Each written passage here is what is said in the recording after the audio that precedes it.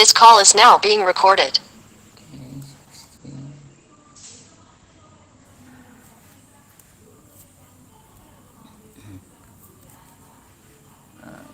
Selamat malam semuanya. Perkenalkan, nama saya Teddy Chandra, NIM 1311792, Prodi Teknik Elektro, Institut Teknologi Sumatera. Di sini saya akan sedikit memberikan video pembelajaran tentang materi neural network atau sering kita kenal dengan jaringan syaraf tiruan. Kita akan pertama masuk ke definisi. Apa sih itu jaringan syaraf tiruan dan juga neural network? Nah, di sini dapat kita lihat bahwasanya neural network atau sering dikenal dengan jaringan syaraf tiruan atau JST di dalam mata kuliah sistem kendali digital itu adalah suatu model matematik atau komputasi untuk mensimulasikan struktur dan fungsi dari jaringan syaraf otak manusia.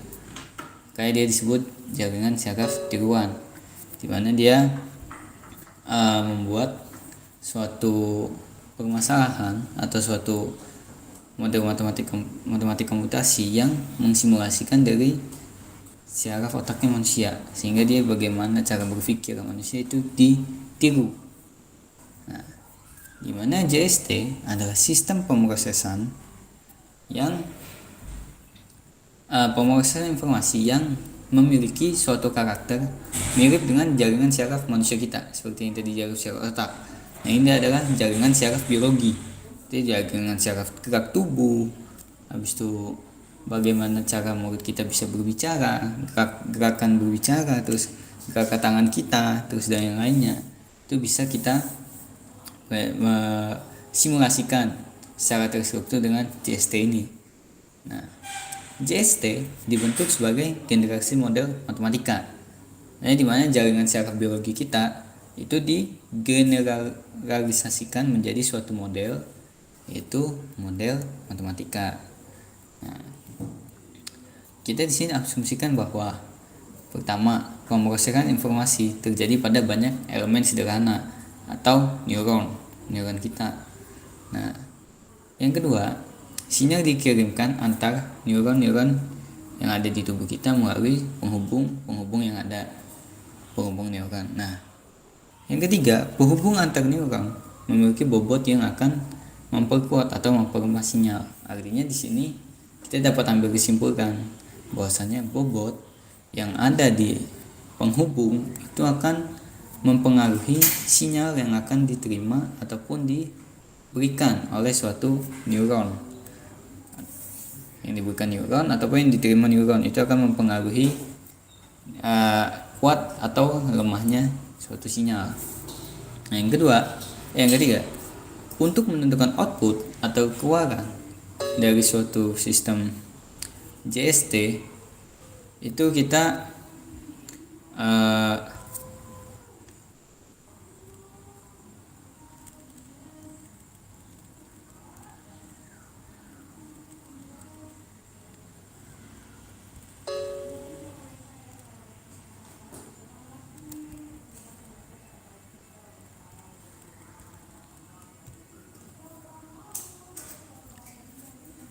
lanjutkan. Untuk menentukan output, maka neuron kita itu akan menggunakan sebuah fungsi aktivasi. Nah, di mana fungsi aktivasi ini akan dikenakan pada jumlahan input yang diterima. Nah, fungsi aktivasi ini sangat penting dalam kita menyelesaikan masalah JST. Nah, besarnya output ini selanjutnya dibandingkan dengan batas ambang atau sering kita sebut dengan threshold. Nah, jadi threshold itu adalah batas ambang. Nah, lanjut, kita akan membahas tentang sejarahnya JST. Kapan sih JST itu ada? Terus siapa sih yang menemukan? Jadi kita ketika belajar neural network itu tidak hanya materinya yang kita pelajari, tetapi bagaimana dan siapa yang menemukan neural network atau jaringan syaraf tiruan ini. Karena menurut saya pribadi ini adalah suatu materi yang cukup menarik ya, karena dia membuat simulasi dari jaringan syaraf otak dan juga jaringan syaraf biologi yang biasa itu adanya di jaringan syaraf manusia gitu ya, apalagi terutama otaknya. Nah, sejarahnya pertama kali neural network itu dimodelkan atau dibuat ya istilahnya itu oleh McCulloch dan Pitts pada tahun 1943, di mana ide-ide yang mereka buat atau ide-ide yang mereka sampaikan bahkan sampai saat ini tetap digunakan. Seperti contohnya bertemunya beberapa unit input akan memberikan komputasi power. Itu salah satu idenya. Dan yang kedua itu threshold, yaitu batas ambang tadi, dimana kita dapat lihat sebelumnya bahwasanya threshold itu merupakan digunakan untuk menentukan output dari sistem JST ini gitu. Nah, lanjut. Kemudian setelah McCulloch dan Pitts pada tahun 1943 yang idenya masih digunakan sampai saat ini, kemudian muncul pada tahun 1949, 6 tahun kemudian, yaitu oleh Hebb, di mana dia mengembangkan pertama kali suatu metode dalam JST yaitu learning rule atau peraturan dalam pembelajaran atau peraturan dalam perhatian. Dengan adanya dua neuron, ini konsep dari learning rule, dengan adanya dua neuron yang bersamaan maka kekuatannya akan bertambah. Nah, ini dia alasan kenapa si Hebb mengembangkan learning rule gitu. Karena menurut Hebb, dengan adanya dua neuron yang bersamaan maka kekuatannya akan bertambah. Nah, kemudian pada antara tahun 1950 sampai 1960 beberapa peneliti itu sukses dalam pengamatan tentang perceptron. Nah, perceptron itu termasuk bagian dari pengembangan dari neural network ya, tentunya. Nah, setelah tahun 1950-1960, setelah banyaknya penelitian yang sukses dalam pengamatan gitu kan. Nah, 1960 malah justru di tahun 1969 yaitu penelitian tentang neural network ini atau jaringan syaraf tiruan ini tiba-tiba terhenti atau mulai terhenti, bahkan itu berlangsung sangat lama, yaitu sekitar 15 tahun. Nah, ini diungkapkan oleh Minsky dan Peppers dalam waktu dia diwawancara ya. Nah, pada tahun 1980-an kembali muncul Parker dan Lichun yang menyegarkan kembali ide-ide tentang neural network. Artinya setelah 15 tahun terhenti mengalami penelitian, muncul lagi pada tahun 1980-an itu si Parker dan Lichun yang kembali meneliti tentang neural network atau jaringan syaraf tiruan ini, dan itu berlangsung hingga saat ini. Nah, kita masuk ke konsep. Setelah kita ada definisi sejarah, tentunya kita harus mempelajari tentang konsep bagaimana jaringan syaraf tiruan atau neural network ini bekerja. Nah, jaringan syaraf tiruan atau JST merupakan sebuah model yang diprogram atau dibentuk simulasinya untuk menghasilkan bukan untuk menghasilkan keluaran tertentu. Nah, di mana setiap keluaran yang dia ada di dalam JST itu ditarik oleh suatu jaringan didasarkan pada pengalamannya selama mengikuti proses pembelajaran. Artinya JST itu juga memperhatikan tentang learning rule atau proses pembelajaran yang telah dilalui oleh setiap neuronnya, sehingga nanti ketika neuronnya itu lebih berpengalaman ya, artinya sudah mendapat pengalamannya sangat mungkin lama atau udah bagus pengalamannya, itu akan ditarik oleh jaringan yang berbeda-beda tentunya. Jadi kayak kita klasifikasikan lagi di sana. Nah, berikut adalah contoh bentuk neuron. Nah, di sini kita punya 3 inputan, yaitu 3 inputan apa? X1, X2, dan X3. Di mana kita akan X1 ini akan dihubungkan ke output Y, dimana saat kita menggunakan input 1 atau X1, kita menghasilkan output Y, di penghubungnya itu tadi memiliki suatu beban atau bobot, dimana di sini kita lambangkan yaitu W1. Nah, kemudian X2 itu sama inputan juga. Nah, dia ketika mau ke tempat Y, dia kan mau penghubung lagi. Nah, penghubungnya punya bobot lagi, dan tentunya bobotnya ini berbeda dengan bobot yang pertama, dimana bobot yang pertama itu W1, sedangkan untuk bobot yang kedua itu adalah W2. Nah, terus kita masuk ke input yang ketiga yaitu X3, dimana W3 itu adalah bobot dari penghubung yang ketiga untuk menghasilkan sebuah output Y. Nah, masih ke dalam konsep. Dari situ kita mempelajari tentang karakteristik JST, dimana karakteristik ini ditentukan oleh satu pola hubungan antara neuron. Jadi antara neuron dan satu dan yang lainnya itu dia akan mempengaruhi karakteristik dari JST ini. Nah, kemudian metode penentuan bobot sambungan. Nah, dimana kan ketika dia bobotnya makin banyak ya, penghubungnya itu makin banyak, artinya kan bobot yang dilalui itu semakin besar. Nah, maka karakteristik JST ini mungkin akan semakin bagus apabila dia berarti bobot yang banyak, karena semakin banyak bobot yang dilewati, maka semakin banyak pengalaman yang ada di suatu neuron. Nah, yang ketiga itu adalah tentunya fungsi aktivasi. Makanya kenapa fungsi aktivasi itu penting dalam proses jaringan syaraf tiruan ini. Nah, di sini akan kita contohkan. Oke, kita akan berikut adalah contoh analogi jaringan syaraf tiruan dengan jaringan syaraf biologi kita. Itu misalnya contoh. Jaringan syaraf tiruan itu kan berdasarkan struktur kinerjanya otak manusia ya. Atau syaraf otak, jaringan syaraf otak kita. Nah, jadi misalnya kita di dalam otak manusia itu kita punya namanya syaraf soma. Nah, di sini itu kita pada saat JST kita ubah ke JST, itu namanya kita asumsikan bahwasanya itu adalah node. Begitu juga dengan dendritis, syarat dendritis itu diasumsikan dalam JST itu adalah mode input atau masukan.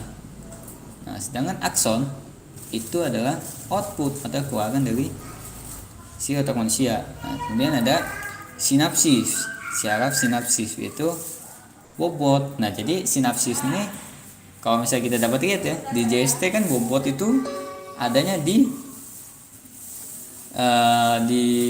penghubung antara neuron ke neuron yang satunya atau neuron ke output. Nah, sehingga dapat kita simpulkan di sini kalau misalnya kita di otak manusia bahwasanya sinapsis itu akan menghubungkan antara dendritis ke akson. Dendritis dan akson.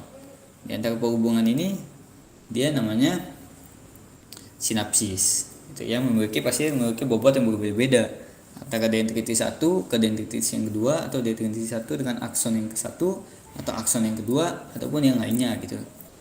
Nah, sedangkan kalau di otak manusia kita punya miliaran neuron, sedangkan di JST itu tidak sampai miliaran, tapi hanya sekitar ratusan neuron.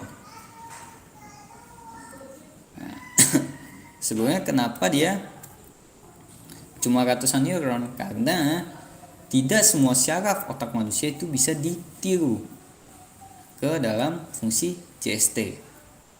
Meskipun walaupun ada, itu mungkin sudah tergabung dalam suatu neuron gitu. Misalnya ada neuron yang karakteristiknya itu mengandung 2 atau 3 fungsi yang ada di jaringan syaraf ini, biologi kita, jaringan syaraf otak kita. Nah, kemudian kita akan masuk dengan arsitektur JST. Nah, arsitektur JST dari namanya arsitektur, berarti struktur dari JST-nya itu sendiri ya. Arsitektur ini terdiri dari 3 jenis. Nah, yang pertama itu adalah jaringan dengan lapisan tunggal, atau kita sering kenal dengan single layer net. Nah, di mana dengan sesuai namanya single layer net, dia tentunya hanya memiliki satu lapisan dengan bobot yang terhubung. Nah, jaringan ini hanya menerima input tetapi tidak memiliki output. Dimana bukan tidak memiliki output, dia hanya menerima input, kemudian secara langsung akan mengolahnya menjadi output tanpa harus melalui lapisan tersembunyi. Nah, jadi di jaringan CRT tuh ada yang namanya lapisan tersembunyi. Itu biasanya kalau kita kenal dalam menghitung itu ada nilai bias atau ada nilai bias dan nilai yang lainnya. Nah, itu adalah nilai di lapisan tersembunyi. Itu dimana kita ketika ada suatu input mau menuju ke output, itu akan dibantu dengan si lapisan tersembunyi ini. Dia kan ada bobot. Nah, agar hasil maksimal di JST dia ada lapisan tersembunyi. Nah, tapi kalau misalnya dia single layer net, lapisan tadi yang tersembunyi itu tidak perlu gitu. Karena si JST akan langsung mengubah input yang diberikan itu menjadi output. Nah, besar hubungan antara dua neuron ditentukan oleh bobot yang bersesuaian. Semua unit input akan dihubungkan dengan setiap unit output. Jadi kalau misalnya kita punya 3 input dan 2 output, maka kita akan memiliki 6 garis penghubung, di mana masing-masing akan terhubung dengan 3 input akan terhubung dengan output 1 dan 3 terhubung dengan output yang kedua, sehingga kita memiliki 6 garis penghubungnya, sehingga kita akan memiliki 6 bobot. Nah, arsitektur yang kedua itu jaringan dengan banyak lapisan atau kita sebutnya dengan multi layer net. Nah, di mana ini tentunya memiliki lebih dari satu terlebih lapisan yang terletak di antara lapisan input dan lapisan output. Artinya sebelum mencapai ke output dia ada lapisan lain gitu. Jadi dari input biasanya ke output kan. Nah, ini dari input masuk ke lapisan yang ada di antara lapisan ini baru masuk ke output. Umumnya multilayer ini memiliki 2 lapisan yang bersebelahan yang terletak di antara bobot yang ada. Nah, jaringan dengan banyak lapisan ini sebenarnya dapat menyelesaikan masalah yang lebih sulit dibandingkan lapisan tunggal. Ya, tentu saja karena pembelajaran dari neuron yang dari input menuju ke output itu memiliki bobot yang lebih besar. Artinya dia sehingga menerima suatu pembelajaran atau perhatian pembelajarannya itu lebih expert atau lebih baik ketika menuju ke output, sehingga saja di output dia lebih baik. Nah, pada banyak kasus pembelajaran pada jaringan dengan banyak lapisan ini lebih sukses dalam menyelesaikan masalah. Karena ya itu tadi neuron-neuron yang diinputkan ketika di output dia telah memiliki suatu pengalaman yang baik, di mana sini dapat kita lihat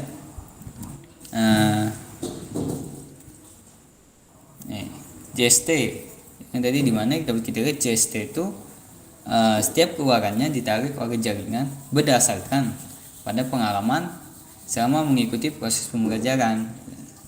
Jadi semakin banyak proses pembelajarannya maka akan semakin baik outputnya. Nah, masuk ke arsitektur yang terakhir yaitu competitive layer net. Nah, di sini ini agak kebalikan dengan yang lainnya ya. Dimana biasanya itu dia cuman memiliki lapisan input dan output, dimana inputnya itu akan saling masuk ke setiap outputnya. Nah, tetapi pada yang ketiga ini, sekumpulan neuron ini yang ada itu bersaing untuk mendapatkan hak menjadi aktif.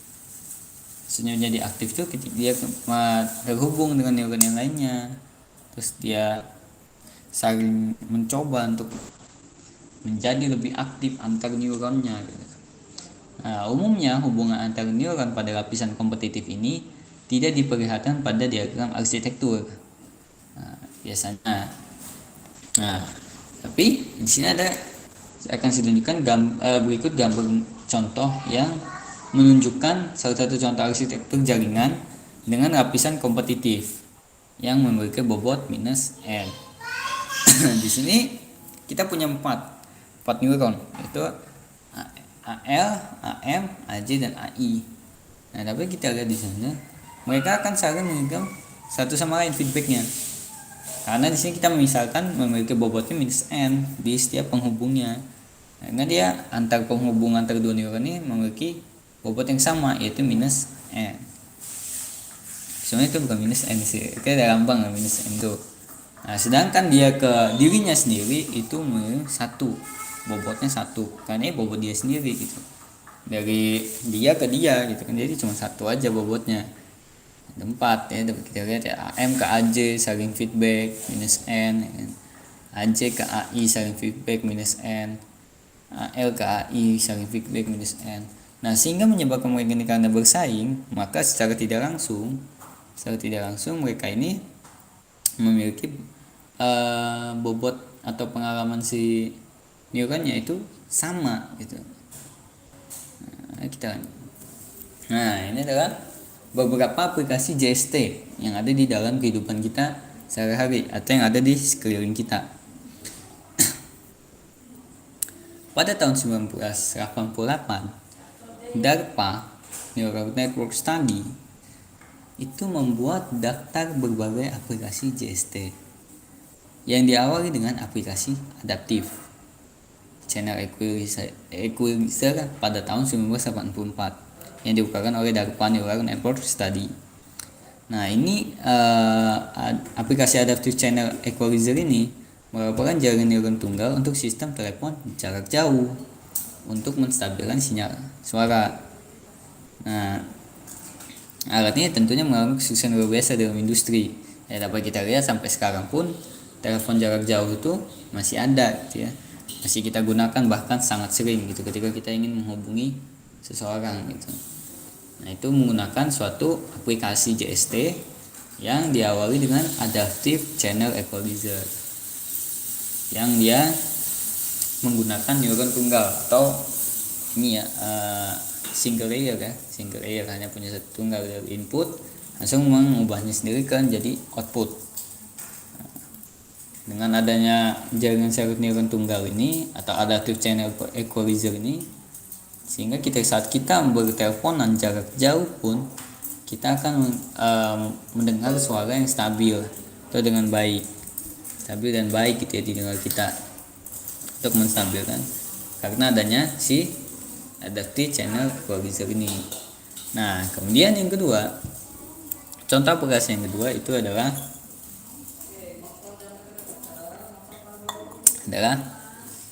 aerospace.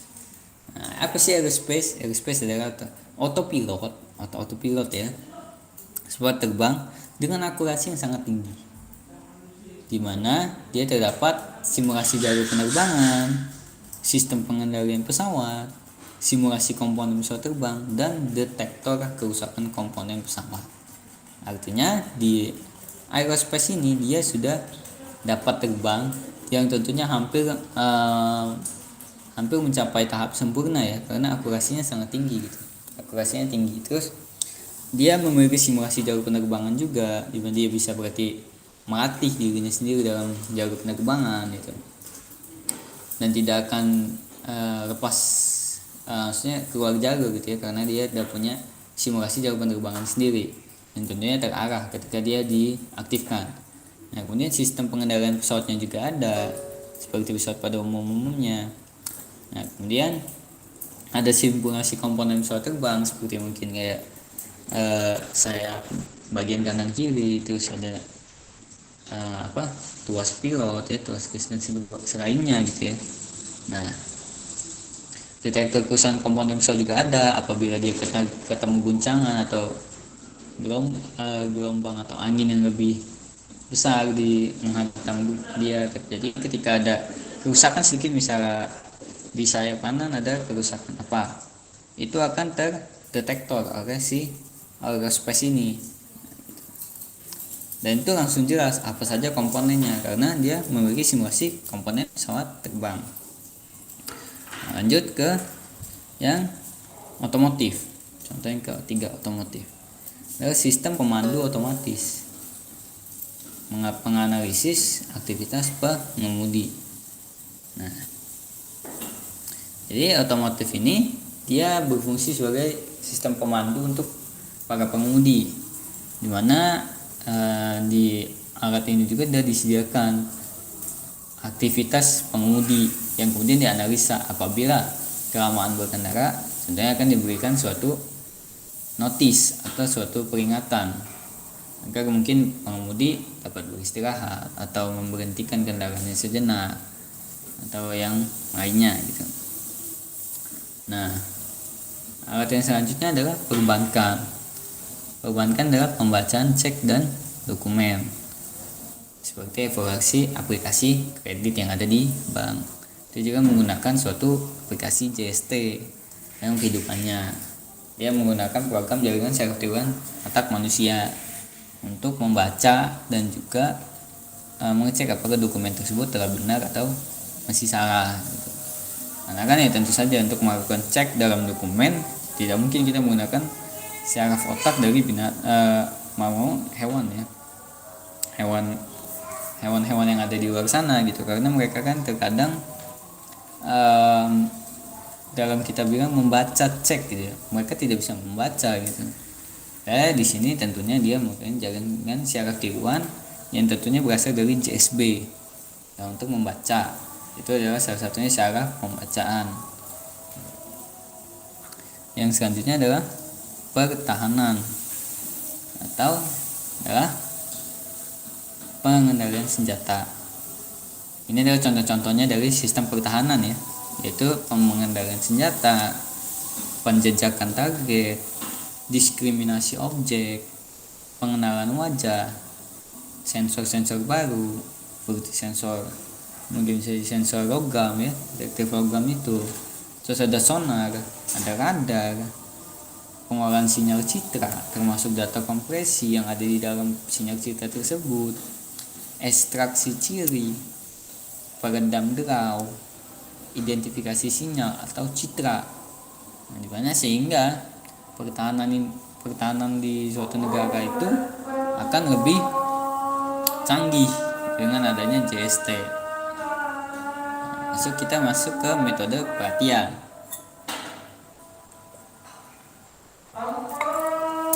Ada 3 metode pelatihan JST. Yang pertama yaitu JST ini ada 3 metode pelatihannya. Yang pertama adalah pembelajaran terawasi atau supervised learning. Nah, ini termasuk dalam learning rule karena dia masuk ke dalam pelatihan ya, proses pelatihan ya. Nah, pada tahap yang pertama, metode yang pertama ini, supervised learning ini, kumpulan input yang didengarkan, outputnya itu telah diketahui. Jadi dia punya target nih, dengan input segini, dengan output yang telah kita ketahui, inputnya itu berapa ya. Perbedaan antara output aktual dengan output yang diinginkan digunakan untuk mengoreksi bobot JST. Nah, jadi output antara output aktual dan juga output yang diinginkan itu memiliki perbedaan. Nah, perbedaan inilah yang nantinya akan digunakan untuk mengoreksi bobot dari JST atau penghubung antar neuronnya gitu ya, penghubung antara input ke output ataupun input ke layer atau lapisan tersembunyi ya, itu akan dikoreksi. Supaya apa dikoreksi bobot JST-nya? Agar JST dapat menghasilkan jawaban terbaiknya atau sedekat mungkin atau semirip mungkin dengan jawaban yang benar yang telah diketahui oleh JST. Artinya dengan adanya perbedaan ini, JST akan menghasilkan suatu output yang mendekati nilai output yang telah diketahui.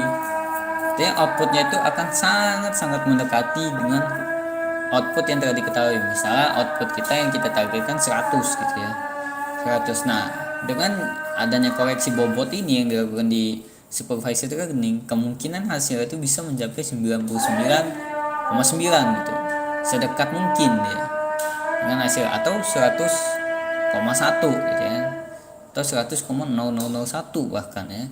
lebih dekat lagi gitu. Nah, apa aja sih contoh suatu metode yang ada di suatu contoh kegunaan supervised learning ini yang telah diterapkan?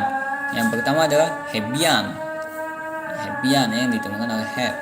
Kemudian percetron yang ditemukan pada tahun 1950 sampai 1960. Terus ada Adalin, back propagation. Nah, back propagation ini sangat sering ya kita temuin ya di bidang JST ini ya. Nah, sehingga back propagation ini nggak lagi lah kita jarang mendengar kalau misalnya kita belajar tentang jaringan syaraf tiruan. Tentunya ada back propagation. Kemudian ada LVQ. Apa itu LVQ? Itu learning vector quantization. Itu untuk menghitung vektor, pembelajaran vektor, kuantisasi vektor. Nah, kita masuk ke 2. Di sini bukan terawasi, kita bacanya terawasi gitu ya. Pembelajaran terawasi, bukan terawasi ya. Nah, kemudian kita masuk yang kedua, pembelajaran tak terawasi atau unsupervised learning atau pembelajaran tanpa guru. Ya kan namanya nggak diawasin, berarti nggak ada yang kayak nggak ada guru, nggak ada pendamping ya istilahnya gitu. Dalam metode pembelajaran yang ini JST. Artinya JST itu akan belajar secara otodidak atau individu. Di mana pada metode ini JST akan mengorganisasikan dirinya sendiri untuk membentuk suatu vektor input yang serupa tanpa menggunakan data atau contoh-contoh pelatihan. Yang tentunya ketika dia tidak menggunakan contoh atau data yang ada dengan pelatihan, itu akan hasilnya itu akan tidak memuaskan atau tidak sedekat mungkin lah dengan output yang kita targetkan gitu. Karena apa ya, dia tidak ada lagi pelatihan gitu. Artinya dia tidak ada lagi namanya koreksi bobot dan segala macamnya, karena dia cuma membentuk suatu vektor input yang serupa tanpa menggunakan data atau contoh-contoh pelatihan. Nah, struktur itu menggunakan dasar data atau korelasi antara pola-pola data yang dieksplorasi. Nah, dia di sini kan kalau yang tadi kan perbedaan antara output dan output yang diinginkan itu digunakan untuk mengoreksi bobot JST. Nah, sedangkan karena di tak terawasi ini dia tidak ada gurunya atau tidak ada yang mengawasi, sehingga mereka tuh tidak bisa untuk adanya sistem koreksi bobot, karena ya siapa yang mengoreksi, memperhatikannya tidak ada gitu kan, tanpa guru. Nah, sehingga mereka tuh secara tidak langsung menggunakan dasar dari data atau korelasi antara pola-pola data yang telah mereka eksplor atau yang mereka pelajari gitu sehingga membentuk suatu input yang serupa dengan outputnya. Nah, apa contohnya? Contohnya adalah Kohonen. Itu metode Kohonen atau ART. Itu dua metode yang ada di pembelajaran tak terawasi.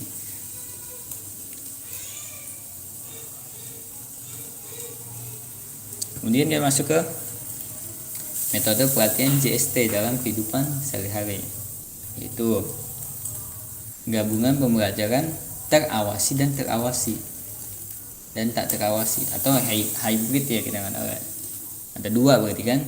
Nah, merupakan kombinasi dari kedua pembelajaran tersebut. Artinya saling melengkapi ya jadinya, dimana dia itu dapat mengmanage sendiri dirinya, mengorganisasi dirinya sendiri kalau misalnya terawasi kan, membentuk sehingga membentuk suatu vektor yang menyerupai output gitu kan. Nah, di sini ya ketika digabungkan maka hasilnya akan lebih baik, dimana yang digabungkan itu dia perlu koreksi dan juga perlu yang lainnya. Nah, tapi dengan digabungkannya dengan tak terawasi atau menjadi metode hybrid, nah si neuron ini atau metode pembelajaran si JST ini itu secara tidak langsung mereka adalah mengorganisasi dirinya sendiri. Bedanya dia ada yang mengawasi gitu kan. Nah, di mana sebagian dari bobot-bobotnya itu ditentukan melalui pembelajaran terawasi. Sebagian lainnya melalui pembelajaran tak terawasi. Kenapa bobot-bobotnya ditentukan melalui pembelajaran terawasi? Karena dengan adanya bobot-bobot yang terawasi itu mereka memiliki pengalaman atau bobot yang telah dilalui itu lebih baik, sehingga mereka tahu bobotnya itu berapa yang harus ditentukan untuk misalnya dari neuron A ke suatu hidden layer kemudian masuk ke output. Nah, dia butuh bobotnya itu berapa. Nah, ditentukan oleh pembelajaran yang terawasi. Nah, dia memiliki guru. Nah, ini ada tiga fungsi JST, fungsi aktivasi JST.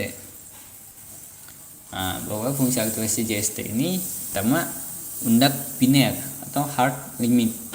Terus ada fungsi undak biner tetapi yang threshold atau batas ambang ya. Kemudian ada fungsi bipolar. Itu yang keempat ada fungsi bipolar dengan batas ambang atau threshold.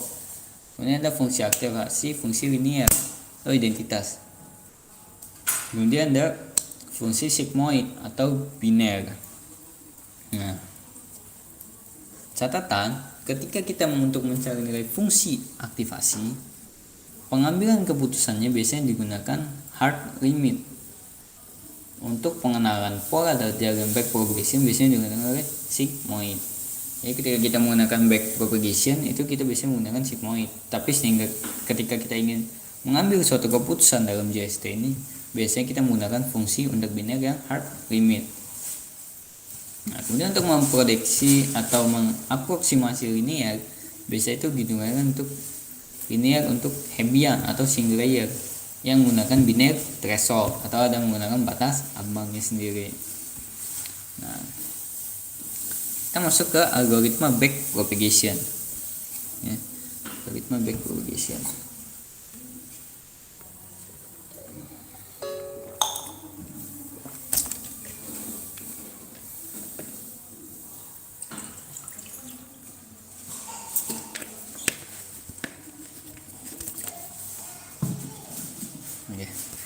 Jadi kan algoritma back propagation di mana ada beberapa step, yaitu yang pertama adalah menghitung lokal gradient untuk node-node pada network. Node-node tadi sama dengan fungsi soma ya, soma di jaringan syaraf otak manusia kita. Node menghitung lokal gradient untuk node-node pada network. Nah, gimana caranya? Nah, ini ada nih contohnya.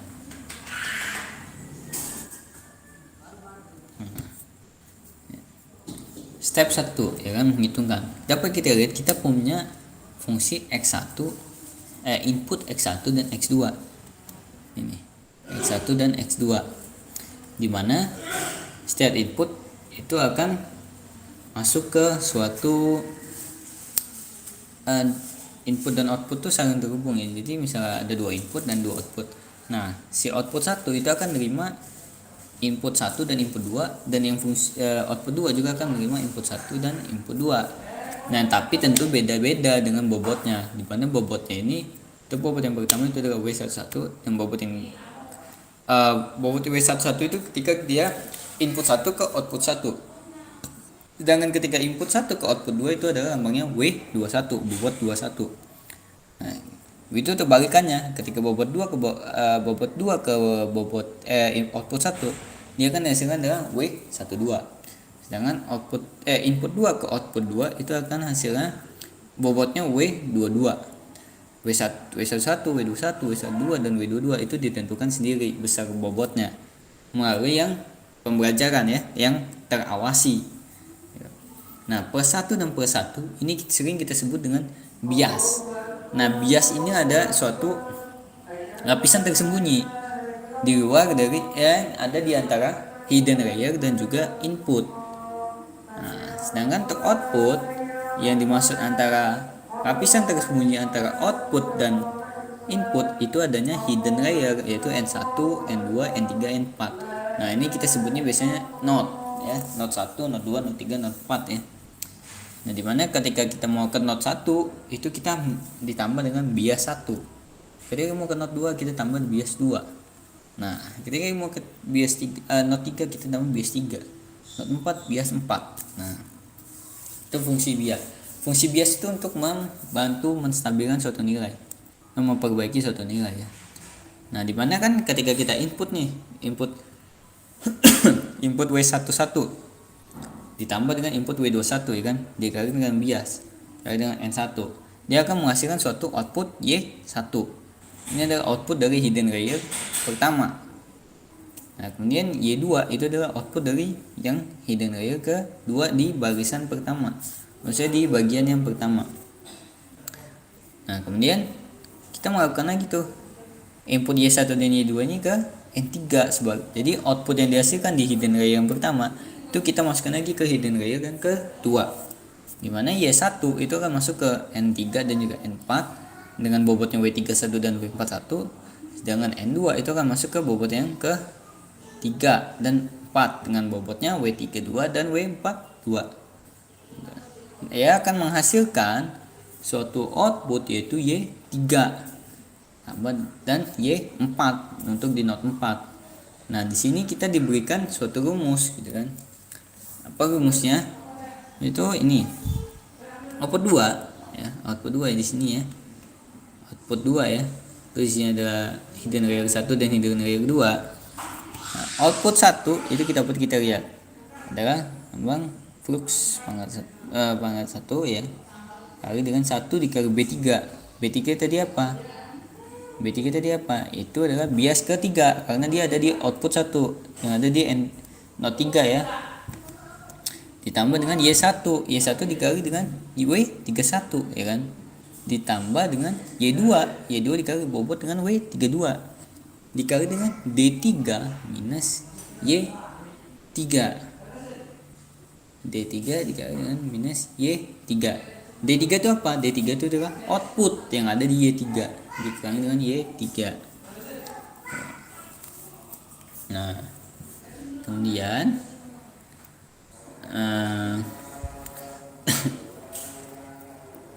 kemudian untuk yang output yang kedua itu kita tanpa melihat ini pun kita bisa menentukan bahwasanya 1 pangkat 1 dikali dengan 1 dikali B4 biasanya itu adalah karena ini bobot 1, jadi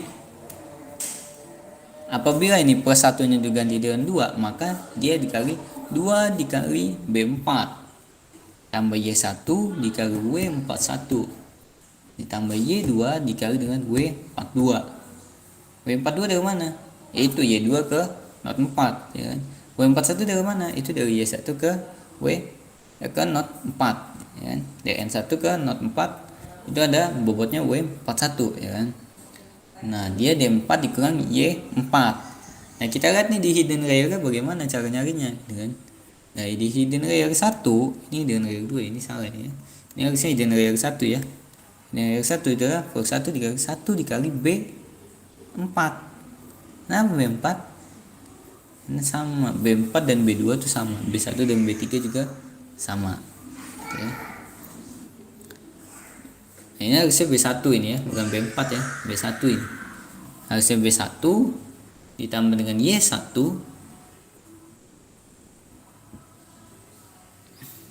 oh ini untuk yang SO2 ya, untuk SO2 makanya dia B4 ya. Nah, karena kita nggak ada yang SO1 ya, nih, kita pakai yang ini ya, dia nggak ada yang SO1 ya, jadi maka kita bisa cari sendiri gitu ya. Harusnya kita ngikutin lambang ini bawahnya H1 ya, kita nyarinya ya, maka kan sama dengan pangkat 1 ya kan dikali dengan 1 ya kan dikali dengan apa? B1 ya, B1 ditambah kan Y1 X1 ya, X1 ini ya, X1 dikali dengan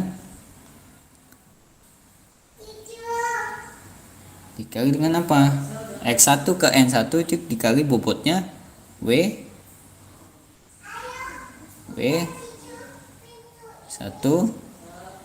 ya, terus ditambah lagi ya kan,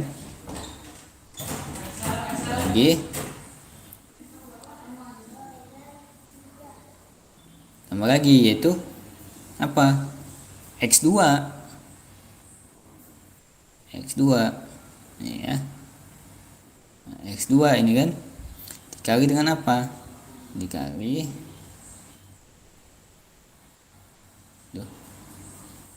biasa ya, maaf ya, ini rasa lah. Ini kita hapus dulu, jelek. Lanjut lagi, agak jadi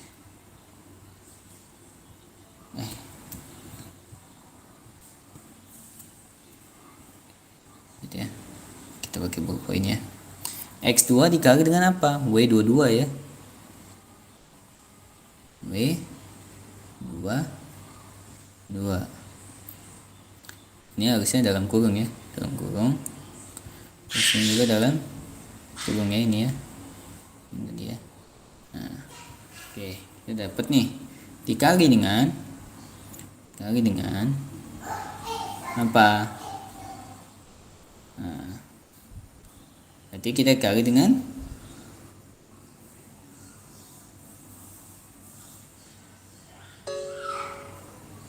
apa?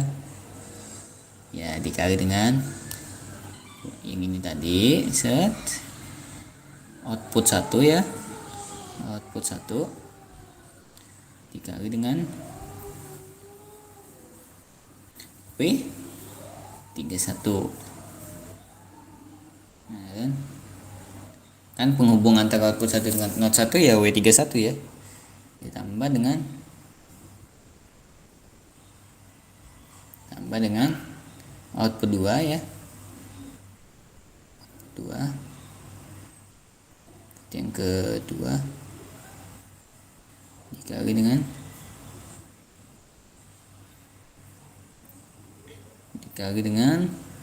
W tuh ini ya, nggak bisa kontrol E lagi, kita hapus ya, oke.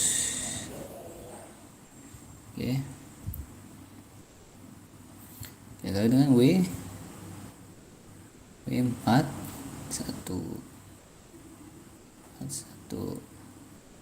Nah, ini adalah jalur penghubung antara output 2 ke ini W42. Sehingga inilah yang si hidden layer 1 output di port ini tadi nih. Ini 2. Jadi ini tuh untuk ini ya. Terus ini tuh rumus untuk mencari ini.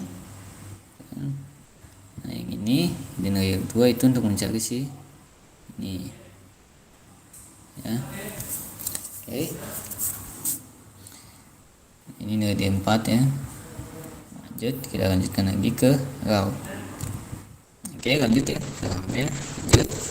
Kita masuk lagi ke algoritma propagation. Kita masuk ke tahap yang kedua. Apa tahap kedua?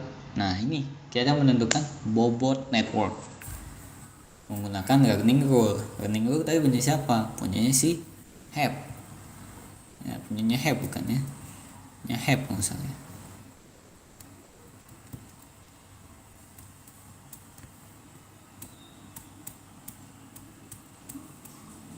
Punyanya si jauh ya. Nah, sejak punyanya Hebb ya, learning rule kan.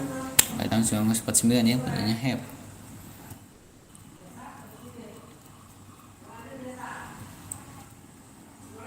Nah, kita properti learning rule itu punyanya Hebb, kita terapkan.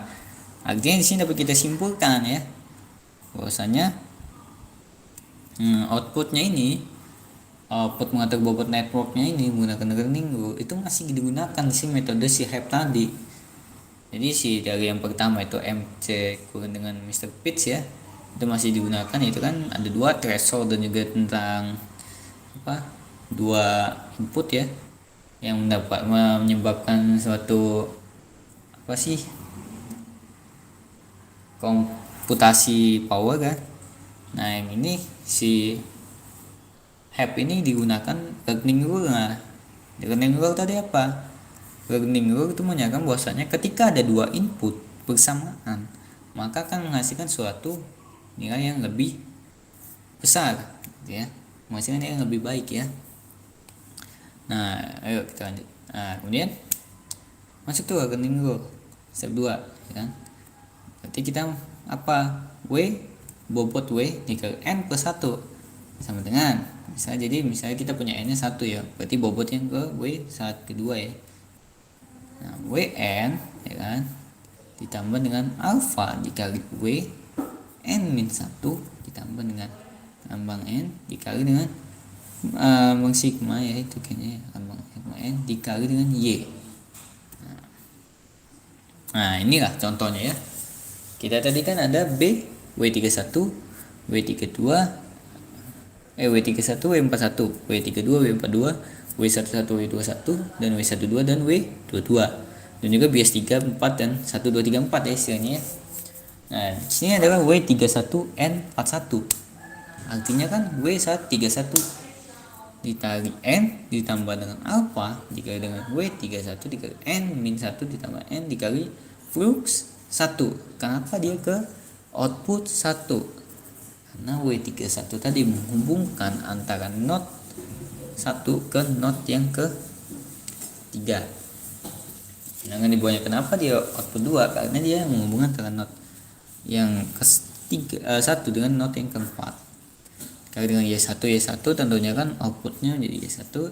Sedangkan untuk yang W32 dan W42 yang ini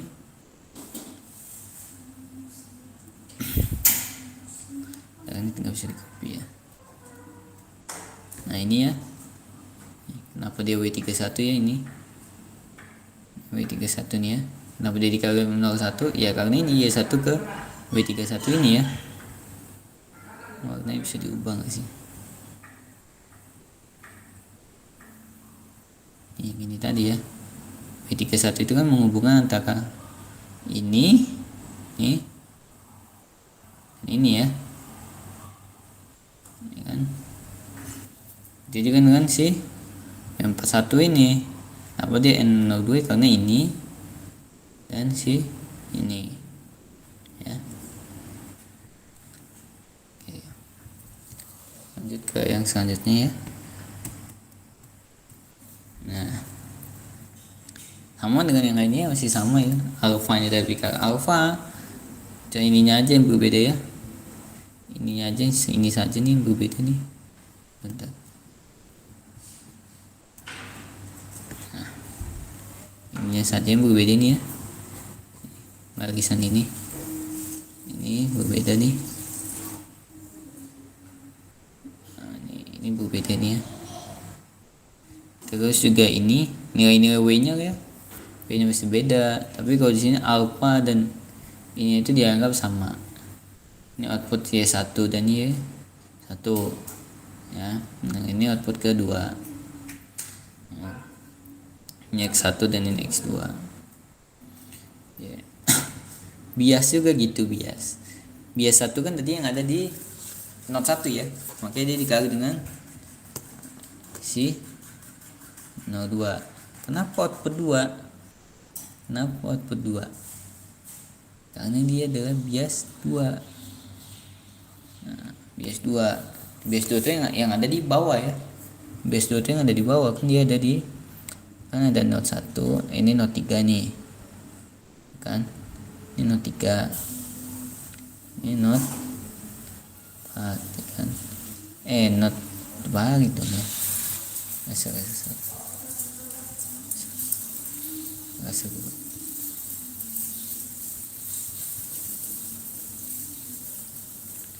Ya, nggak hilang ya.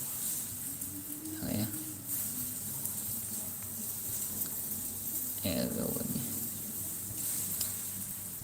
ini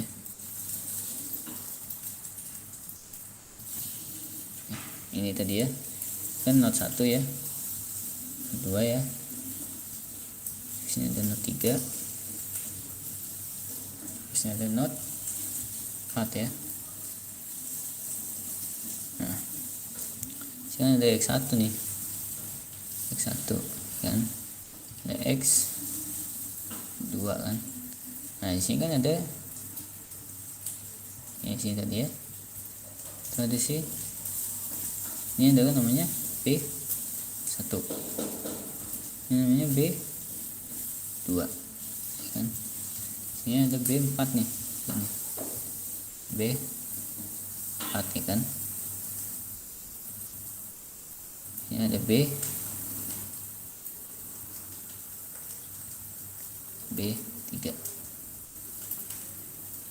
Nah, oke. Nah, di sini kan terhubung nih, ini ke sini kan. Ini ke sini kan. Terus ini ke sini, ini ke sini kan. Ini kan jadinya. Coba gitu ya. Kawasan. Nah, ini juga sama kan, ini ke sini. Ini ke sini. Ini ke sini. Nah, ini ke sini.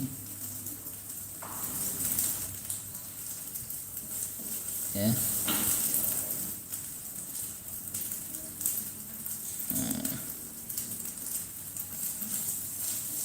Nah, kita ingat-ingat lagi, ini berarti berapa? W 1 tuh. Yang ke bawah itu W 1 2 kan. W21 dia. Ya. W21 nih. Nah, tuh. Nah, kalau di sini W 12 ini di sini. Input ke 1, input ke 2. Nah, di sini adalah W 2 itu. Sama di sini juga berarti W 31 ya. 31 ya kan. W 3 41. Ini adalah W 42. Di sini adalah W 32. Nah, perlu kita ingat ya, di sini itu ada yang di sini itu ada namanya, di sini outputnya ini Y1. Ini outputnya itu Y2 ya kan. Makanya yang ini tadi nih, ini kan si mul 1 kan. Yang di sini tadi adalah ini 2 ya. Dengan di sini harusnya tadi itu H ya, hidden layer ke 1. Sedangkan di sini adalah hidden layer ke 2 ya. Oke. Nah, sehingga ini yang Y1 nih, yang Y1 ini nih. Itu lagi warnanya. Yang ini itu akan terhubungnya dengan si ini dan juga si ini. Dengan yang ini itu juga terhubung dengan si ini dan juga si ini. Tetapi di sininya yang berbeda, yang menyebabkan berbeda itu di nilai bobotnya. Itu. Lanjut ke masalah selanjutnya. Nah, ini adalah aplikasi ya. Contoh aplikasi neural network dalam sistem kontrol. Ini dari tadi kita cuma bahas di dalam dunia sehari-hari. Nah, sekarang kita bahas dengan sistem kontrol. Nah, dapat kita lihat. Nah, habis ini ada habis. Nah, dapat kita lihat di sini proses identifikasi plan dalam neural network itu pertama mu input ya, inputnya sesuai mu. Kemudian kita langsung masuk ke plan, terus masuk ke neural network model neural networknya. Kemudian dari plan itu dia memfeedbackkan sebuah output YP ke neural network model. Jadi YP dan mu ini ketemunya di sini ya. Kemudian di sini ini kan YP, ini kan output nih, output plan ini kan ya, ini kan outputnya ya. Output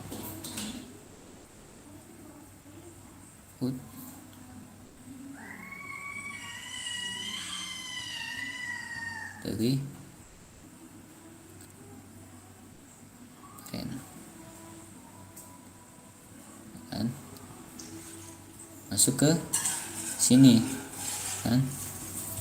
Jadi di sini tuh ada di mu tambah dengan ini tadi, tambah si ini tadi nih. Saya ini misal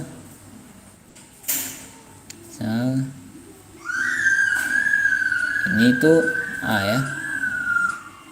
Jadi ini sini adalah mu ditambah si A. Dimana ini akan menghasilkan si YM kan. Di sini ada learning algoritma. Ini feedbacknya nih. Di sini tambah lagi nih. Tambah kan si ini. Tambah si ini. Nah, ditambah dengan error kata ini nilai error kan nih. Ini error nih. Kan error masuk ke sini. Ini pembelajaran algoritmanya ya. Nah, sedangkan ini YM itu hasil dari ini. Hasil dari mu plus A plus ini tadi error tadi ya. Itu menghasilkan YM. Nah, di sini YM berarti di sini isinya apa? Ini apa? YM plus YP. Ini adalah nilai error. Nah, YP ini output ya, output si neural network. Apa pancing bang?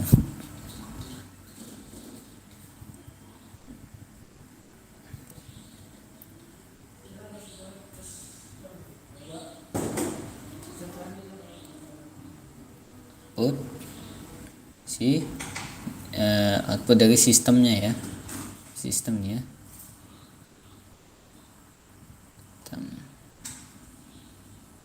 Nah inilah, nah gitulah algoritmanya ya. Nah di sini habis itu kita coba masuk ke contoh ya, kan udah habis ya. Keep ya kan. Kan setelah kita ini ya, ini oret-oretannya kita keep ya, ini kita nggak lupa ya.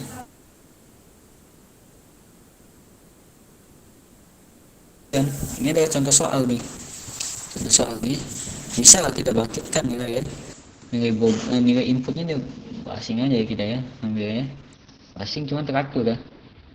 Jangan ini, jangan asal juga. Yang asal nggak apa sih, namanya juga kita random ya. Tapi ini saya dapatnya dari PDF dan juga dari teman saya, itu Kak Sarah ya. Terima kasih kepada Kak Sarah itu 2017. Ini adalah hasil normalisasi tugas kakak ini. Di sini sangat jelas ya, ada input di bulan Januari ya kan. Ini input pelatihan ya, data pelatihan ya. Ada ya, X1, X2, X3 sama dari Januari sampai Agustus. Nah ini adalah target yang ingin kita capai nih. Nah itu kan di JST tadi disebutkan bahwasanya ada output yang tidak diketahui. Nah ini output yang ingin kita capai ya nih. Nah gimana caranya kita melakukan efforts itu samanya kayak kalau misalnya kita di PSO ini adalah iterasi ya. Bedanya dia bahasanya di sini efforts. Ini adalah input ya, inputnya tadi. Tapi yang kita gunakan pertama kali itu adalah ini. Gimana cara mencarinya? Nah inilah. Nah ini kita mesti bangkitin asal ini. Yang barisan pertama ini ya, bobot V-nya ya. Bobot V-nya ini kita bangkitkan secara asal ini. Ya, bobotnya. Nah kemudian ada bias. Nilai bias ini kita yang ada di tadi di samping, misalnya kita ada not 1, not 2, not 3, not 4 ada bias 1, 2, 3, dan 4 ya. Nah ini kita bangkitkan juga secara asal, termasuk bobot W ya, bobot W yang W11, W12, W13. Kenapa kita baru bangkitkan yang ini? Karena kita mau nyari dulu ke hidden layernya, nggak langsung ke outputnya, karena kan di sini ada nih